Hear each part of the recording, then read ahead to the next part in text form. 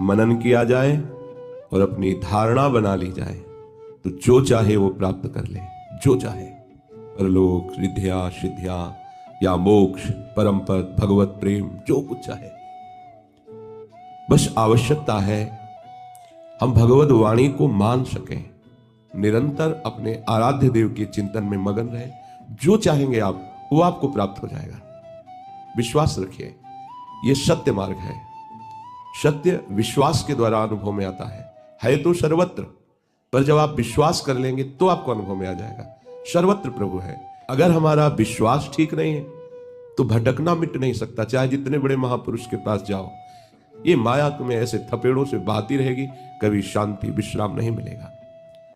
इसलिए शरीर राग से ऊपर उठने के लिए बहुत बढ़िया अवसर दिया गया है। आप स्वस्थ हैं तो शरीर भोगों में फंस रहे हैं, अस्वस्थ होंगे तो इसके चिंतन में फंस जाएंगे। भजन कब होगा?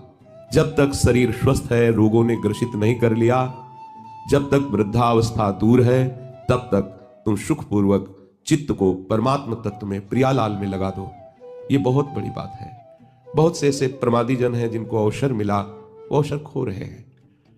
अब इस समय क्या सत्संग में जाना, गुरुजनों के शासन को जो स्वीकार नहीं करता उसे काल का शासन स्वीकार करना होता है, जबरदस्ती माया का शासन स्वीकार करना होता है। जो शास्त्र सम्मत आचरण नहीं करता उसे कानून का शासन स्वीकार, वहां तुम्हारी कोई भी मनमानी नहीं चलेगी। पहले संसार का चिंतन छोड़ना होगा, अनन्य चिंतन, मेरा ही केवल चिंतन। ये केवल कहने की बातें नहीं है। जब आप ऐसा भजन करेंगे कि संसार का कोई भी नाम रूप वस्तु स्थान प्रभु से बिलग ना अनुभव में आवे, ना चिंतन में आवे, तो देखेंगे आपके चित्त में ही ज्योतिर्मय तेजोमय प्रभु प्रकाशित हो जाएंगे।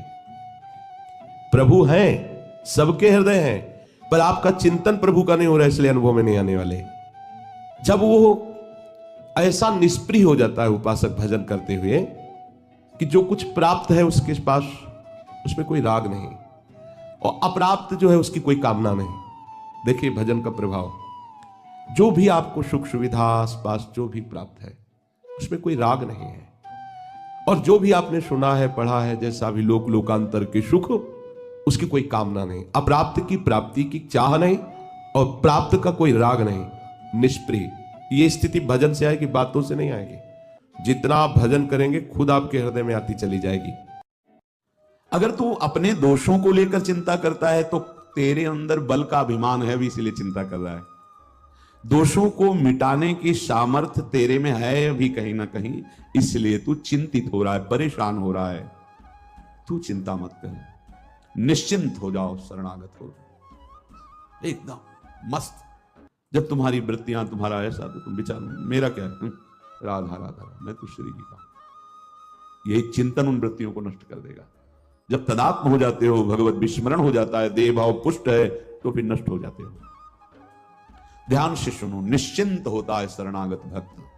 जब भक्त अपनी मानी हुई वस्तुओं सहित अपने तन मन प्राण सब कुछ प्रभु को समर्पित कर देता है, तो उसको फिर लौकिक पारलौकिक किंचन मात्र चिंता करने का अधिकार नहीं रह जाता। अब ये चिंताएं बिल्कुल नहीं करनी। प्रभु शरणागति के भाव को देख करके उसकी चिंता करते हैं। किसकी? शरणागत की। क्या चिंता कर, आप संभालो, आपकी माया, आपके हम, आप संभालो। हमारा कर्तव्य हर समय नाम जप करते हुए हृदय से आश्रित रहना। बहुत सुंदर बात है, हृदय में आ जाए। प्रभु के चरणों में जो अपने आप को समर्पित कर चुका है, अब उसे चिंता नहीं करनी चाहिए। किस परम गति मिलेगी, तुम चिंता मत करो। दो बातें तुम्हें पकड़नी, हृदय से आश्रय, भरोसा और नाम जप। Hi everyone, this is Juan Shakaraja. I'm on Amazon Music's This Day That Year. प्रभु की भी शरण में हो और अपनी चिंता भी करते हो, तब तो ये विरोधी बात हो गई। अभी शरणागति समर्पण ठीक नहीं हुआ, आपको विश्वास नहीं होगा।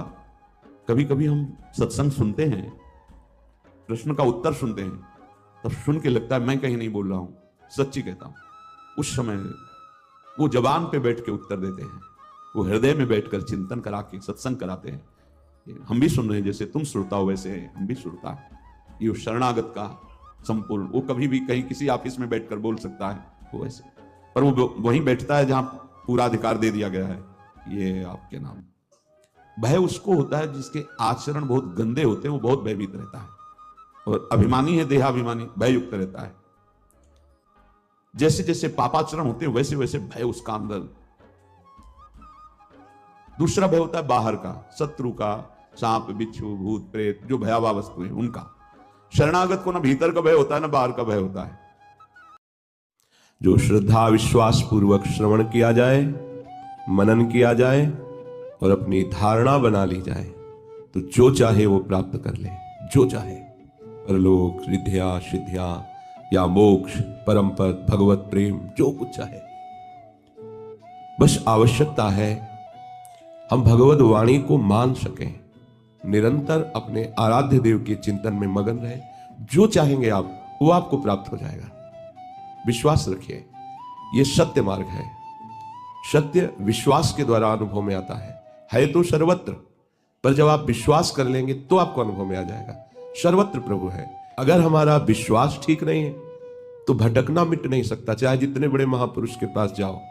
ये माया तुम्हें ऐसे थपेड़ों से बहाती रहेगी, कभी शांति विश्राम नहीं मिलेगा। इसलिए शरीर राग से ऊपर उठने के लिए बहुत बढ़िया अवसर दिया गया है। आप स्वस्थ हैं तो शरीर भोगों में फंस रहे हैं, अस्वस्थ होंगे तो इसके चिंतन में फंस जाएंगे। भजन कब होगा? जब तक शरीर। देखो ये बड़ा सूक्ष्म, चूंकि देखो अध्यात्म है, अध्यात्म